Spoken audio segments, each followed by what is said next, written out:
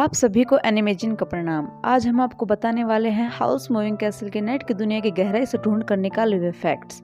हम इस मूवी का हिंदी एक्सप्लेनेशन कर चुके हैं, लेकिन हमारे एनिमेजिन के कुछ साथियों ने कमेंट करके कहा कि जो हमने एक्सप्लेन किया था वो तो उन्हें मूवी देखकर ही समझ में आ गया था, कुछ एक्स्ट्रा नहीं बताया। तो सबसे पहले हम अपने इन साथियों को धन्यवाद कहना चाहेंगे, क्योंकि इन्होंने कमेंट करके हमारी वीडियो को परफेक्ट बनाने में हमारी मदद की है। हमारे इन्हीं साथियों की तरह अगर आपको हमारी वीडियो में कोई कमी लगती है तो प्लीज़ कमेंट करें। हमारे लिए आपके विचारों का जानना बेहद ज़रूरी है, क्योंकि बिना आपके विचारों के, बिना आपके सपोर्ट के हमारे चैनल एनिमेजिन का होना असंभव है।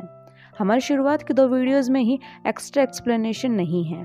जब हमारे पास आपके कमेंट आए तो हमने हमारी नेक्स्ट वीडियोज़ में एक्स्ट्रा एक्सप्लेन किया, इसलिए हम कहते हैं कि आपके विचार हमारा सपोर्ट है।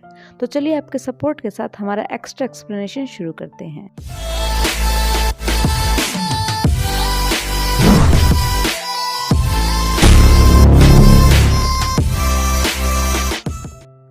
House moving castle studio Ghibli के प्रोडक्शन की सभी मूवीज से काफ़ी फेमस हुई थी, पर स्पिरिटेड अवे से ज़्यादा नहीं।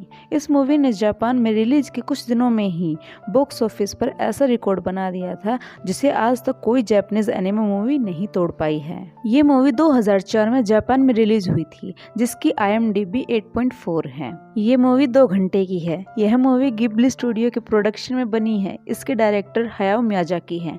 ये मूवी 1986 की एक नोवेल हाउस मूविंग कैसल पर बेस्ड है, जिसे डियाना वाइन जोन्स ने लिखा है। इस मूवी का आधा पार्ट बिल्कुल नोवेल जैसा ही है, पर आगे के पार्ट में युद्ध से रिलेटेड सीन को बदला गया है। नोवेल में युद्ध का सीन था, लेकिन मियाजाकी ने उस युद्ध को अपनी मूवी में महत्व नहीं दिया। वो खुद आर्मी का एक हिस्सा रह चुके हैं। उन्हें हथियारों से बेहद प्यार है, लेकिन युद्ध से बेहद नफरत है। उन्होंने कहा था कि युद्ध किसी के लिए भी अच्छा नहीं है। मियाजाकी को युद्ध में इस्तेमाल होने वाले हथियारों का अच्छा ज्ञान था, जिसका इस्तेमाल मियाजाकी ने अपनी मूवी में किया, पर उन हथियारों से युद्ध लड़ता हुआ नहीं दिखाया गया।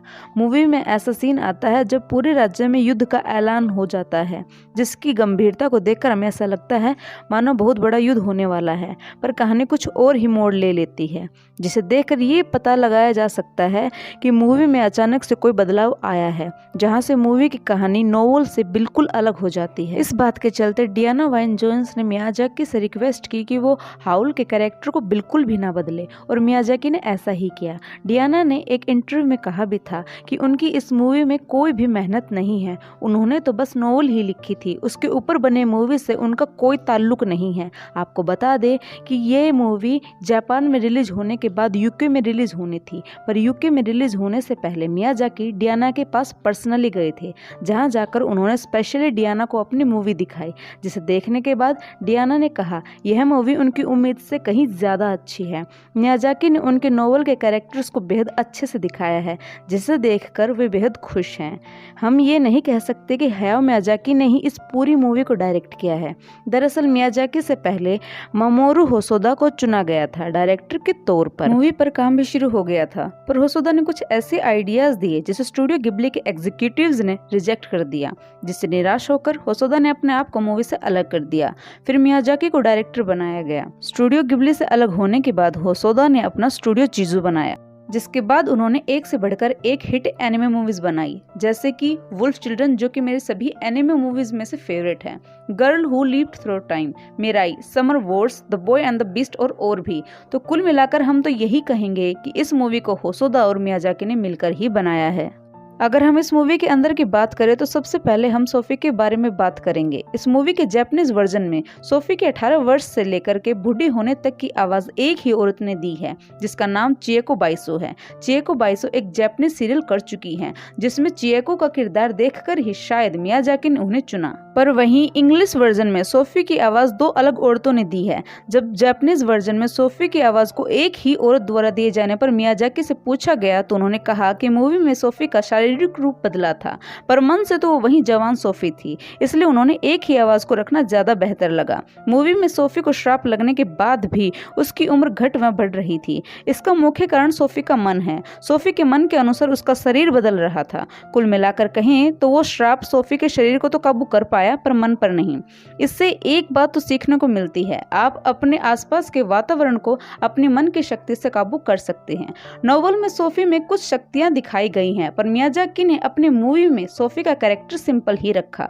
पर मियाजाकी ने सोफी को मानसिक रूप से बेहद ताकतवर दिखाया है। सोफी जिस शहर में रहती थी उसका सीन फ्रांस के कोमर जगह को देखकर बनाया गया है। अब बात आती है कैसल की। जहां डियाना की नोवेल में कैसल को काफी सुंदर दिखाया गया है, वहीं दूसरी तरफ मियाजाकी ने कैसल को कबाड़े के ढेर से बनाए दिखाया है, जिसके पैरों का आइडिया मियाजाकी ने मुर्गे के पैरों से लिया।